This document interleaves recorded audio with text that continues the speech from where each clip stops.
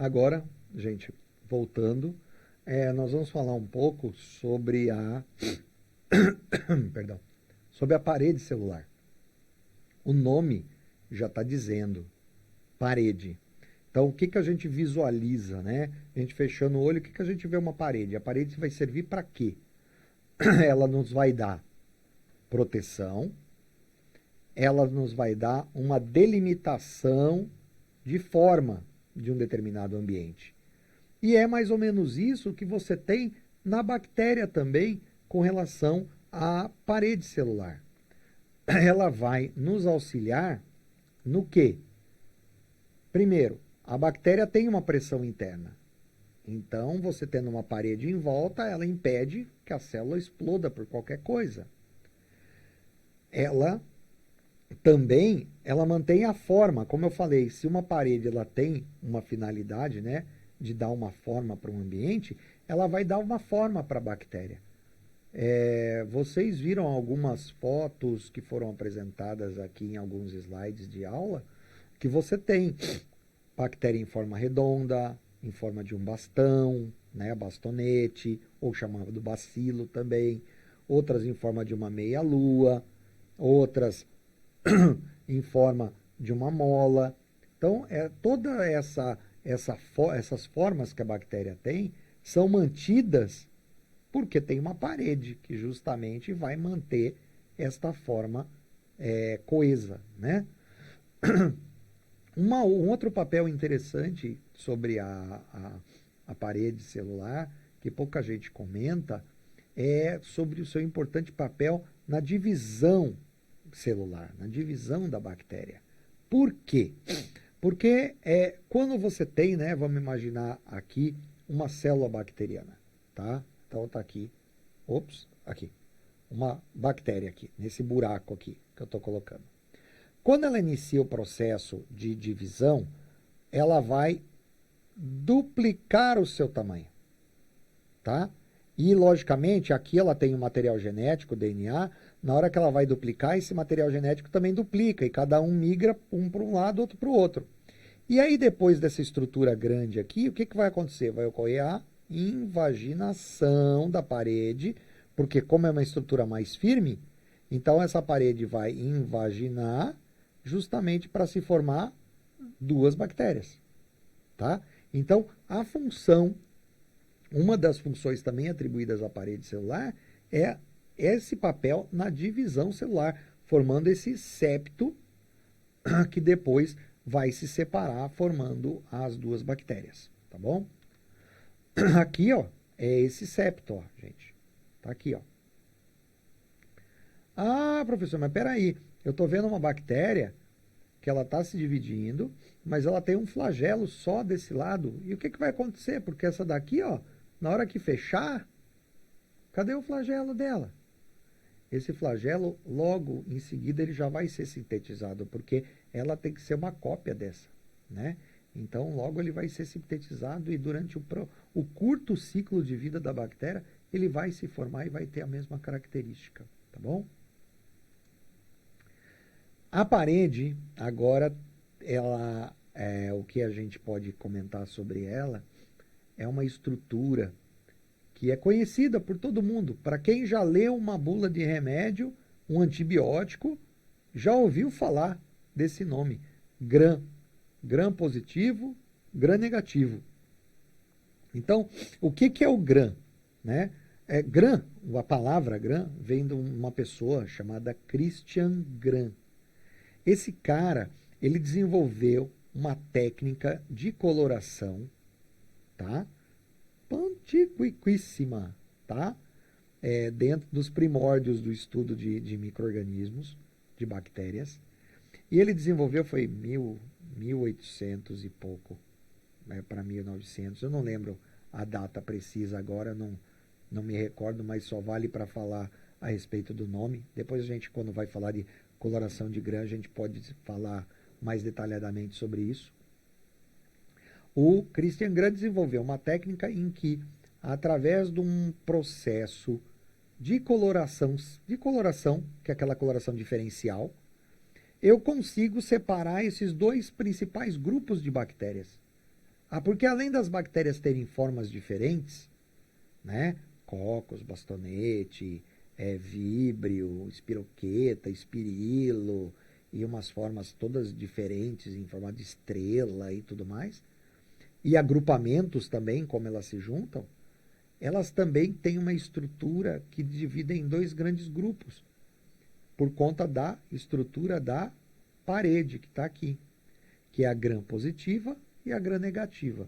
Se vocês observarem aí no desenho, vamos acompanhar, você tem uma gram-positiva, olha só, uma parede celular mais grossa, uma camada mais grossa, mais densa, em que você tem os chamados ácidos lipoteicoicos. Alguns autores chamam de ácidos teicoicos, porque lipo lembra o quê? Lipídio, tá? Lipo lembra lipídio, mas a característica da gram-positiva é a ausência de lipídios, ou se tiver lipídio, uma quantidade muito pequenininha. Então, alguns autores falam que é lipoteicoico, por considerar essa fração pequenininha de lipídio, ou simplesmente ácido teicoico, porque praticamente lipídio não existe. Então, esses lipoteicoicos ou teicoicos, que são esses cabos, tá? Você tem um espaço intercelular na célula aqui, ó, um espaço entre a parede e a membrana. Então, isso é membrana e isso é membrana. Essa estrutura aqui tem um nome que a gente chama de peptidoglicano. Tem autores que chamam peptidioglicano, ou outros autores peptidoglicano, tá? Mas os dois nomes são corretos. Então, essa camada, vocês já estão percebendo que na gram-positiva ela é maior e na gram-negativa é uma camada bem fininha. E a outra característica que vocês batem um olho e percebem é que nesta daqui, na gram-negativa, você tem a presença de lipoproteínas, lipídios, polissacarídeos e porinas, coisas que você não tem na gram-positiva. Então, a gram-negativa tem em sua prevalência uma quantidade muito grande de, que a gente chama de LPS, lipopolissacarídeo, coisa que você não tem aqui. Se você tiver, você tem traços de lipídios mais associados a esses ácidos lipoteicoicos, tá? Você tem porinas e você está percebendo o peptidoglicano, essa camada fina, essa camada grossa. Você pode, inclusive, imaginar, mas é uma camada grossa, então é compacta, tal. É mais ou menos isso. Imaginem telas de uma peneira sobrepostas, umas sobre as outras, numa quantidade bem grande de telas. Tá? Então, você tem ali uma estrutura grossa, mas permeável. Tá? É isso que acontece aqui no peptidoglicano. E aqui você tem a mesma estrutura de peptidoglicano, só que em vez de ser várias camadas sobrepostas em grande quantidade, são poucas camadas sobrepostas, como se fossem telas também. Então, permitindo que a passagem de água e nutrientes vindos do ambiente externo para dentro da célula, tá? E aqui também, ok? Esta situação da presença e da prevalência de muitos lipídios aqui vai ser o fator determinante naquela chamada coloração de Gram. Então, tem o pulinho do gato na coloração de Gram, que justamente vai fazer com que haja uma diferença perceptível num teste de coloração. Ou seja, você não precisa de microscopia eletrônica, você não precisa de nada para saber que a gram-positiva, que tem uma camada única, é diferente da gram-negativa, que pode ter duas ou mais camadas. E isso é importante por quê? Porque você tem mecanismos de ação de medicamentos, de antibióticos, que têm especificidade e são desenvolvidos para certos tipos de parede, né? Então, paredes gram-positivas, paredes gram-negativas, que cada antibiótico tem um mecanismo de ação específico para poder o quê? Penetrar e destruir essa bactéria, tanto da gram-negativa como a gram-positiva, tá? E outros antibióticos que a gente chama de amplo espectro, eles têm mecanismos que podem atravessar e ocasionar a morte da bactéria tanto neste quanto nesse. É por isso que a gente chama amplo espectro, que pegam tanto gram positiva como gram negativa. Geralmente esses antibióticos, eles têm uma potência menor. Eles têm uma facilidade tanto numa como noutra, mas a potência deles é mais baixa do que um que tem uma alta especificidade, só para gram negativa ou só para gram positiva, tá ok? Continuando então, lembrando, né, se a gente pegar lá no desenho anterior, voltando aqui, deixa eu ver se eu volto aqui, ó, a esse lado é gram positivo, esse lado é gram negativo. Esse lado gram é positivo, esse lado gram negativo, para a gente ficar imaginando o desenho. Então, ó, gram positivo, peptidoglicano é o maior componente, lembra? Aquelas sobrecamadas em quantidade grande. Aparência uniforme e espessa. Proteínas e lipídios geralmente ausentes ou em pouca quantidade, como eu falei, são elementos praticamente traço. E presença de ácidos teicoicos, que alguns autores chamam de lipoteicoicos por conta da presença pequenininha de alguns lipídios. Já na gram negativa, que vocês estão vendo aí do lado, menor quantidade de peptidoglicano. Lembra aquela camadinha fina, sobrepostas, né, aquelas telas que eu falei, umas sobre as outras, mas uma camada bem mais fina. A ausência de ácidos lipoteicoicos. Contém LPS, que é aquela lipopolissacarídeos. Contém porinas, que são aqueles poros de passagem maiores. E vocês lembram que a membrana externa, essa, tem semelhança de estrutura com a membrana plasmática. Então, ele tem uma semelhança estrutural aqui dessas camadas. Então, o peptidoglicano aqui e mais essa camada externa, isto é a parede de uma bactéria gram negativa.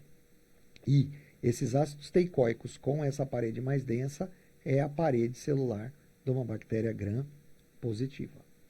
Então, aqui também um desenho tridimensional, gram positiva, ó, parede, membrana, e aqui a parede densa de peptidoglicano, aqui uma paredezinha fininha de peptidoglicano e mais uma estrutura. Eu vou espirrar. Como eu não sei cortar, não vou mexer com edição, vocês vão ter que aguentar alguns espirros. Se alguém falou saúde, eu falo obrigado aqui. E aqui você tem essa camada mais externa, ok? Aqui as porinas, lipídios, lipoproteínas, estão todas aqui inseridas, tá bom? Coloração de gram. Essa coloração é feita em que você coloca a bactéria, né? Faz um esfregaço, lembra? Na técnica de coloração, faz um esfregaço. Só que daí a técnica de coloração para gram é uma técnica rápida, dura 5 minutos. Consiste, olha lá, ó, em 1884, pelo Christian Gram, ou seja, uma coisa muito antiga. E hoje é utilizado, é rotina em laboratório e tem uma importância fundamental na diferenciação de bactérias dos grupos de estrutura de parede, que vai justamente facilitar, inclusive, a diagnose de certas doenças, tá? E o tratamento a ser indicado. Então, essa técnica você faz o esfregaço, você faz a fixação e a coloração você vai trabalhar com 3 diferentes corantes, tá? E um reagente. Então, a gente vai usar cristal violeta primeiro, 1 minuto, depois lava, depois cobre com Lugol, que é um iodo mais diluído, 1 minuto, lava. Depois você usa um reagente, que é uma mistura de álcool com acetona ou só álcool. Você lava para tirar o excesso do material que está ali dentro, impregnado dentro da bactéria. Isso tudo eu vou explicar depois, especificamente uma aula sobre coloração de gram, tá? E aí, depois disso, você vai lavar com água para retirar o excesso da mistura do álcool com acetona.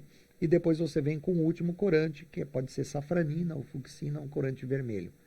Ao final, e 1 minuto também, lava, bota para secar e observa aonde? No microscópio lá, com o óleo de imersão. Porque lembra aquela objetiva de 100 vezes? Para que ela permita que você consiga enxergar no aumento dela, você tem que pingar um óleo para você fazer a correção. Então você pinga a gota de óleo na superfície da lâmina, coloca aquela objetiva, né? E faz a leitura com 1000 vezes de aumento. Então você vai ver dentro da célula bacteriana. Se ela ficar azul, é gram positiva. Se ela ficar vermelha, é gram negativa. Como eu falei, nós vamos ter uma aula específica sobre gram. Eu vou tentar capturar um videozinho e vou fazendo o relato para vocês, explicando direitinho todas as etapas desse processo de coloração, ok? Mas isso, então, é a forma de você diferenciar a estrutura de uma bactéria gram positiva de uma bactéria gram negativa, através dessa coloração, tá bom? Aqui é um esquema, tá? Então, você está vendo, ó, gram negativo, vermelhinha, gram positivo, azulzinha, tá? Aqui você tem a sequência, ó, violeta genciana, cristal violeta, Lugol, pode ser álcool absoluto ou uma mistura de álcool acetona e depois fucsina.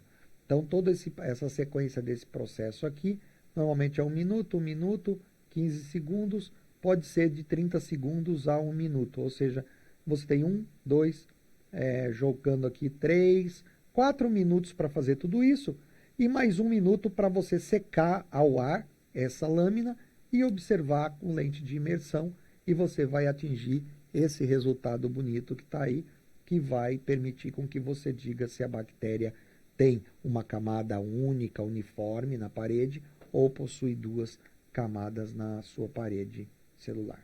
Ok, gente?